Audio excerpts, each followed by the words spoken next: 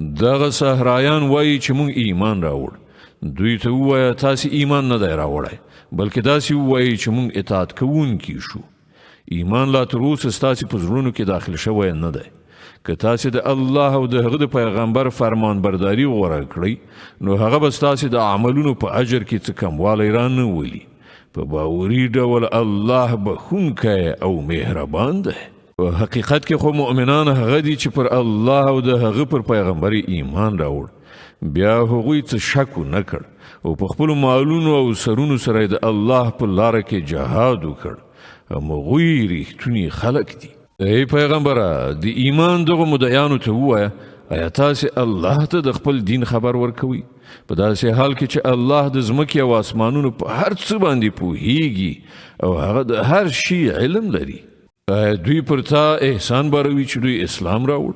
دوی ته ووایه د خپل اسلام احسان پر ما اچوئ، بلکې الله پر تاسې احسان باروي چې هغه تاسې ته د ایمان لارښوونه وکړه که تاسې په رښتیا سره د خپل ایمان په دعوا کې رښتونی یې.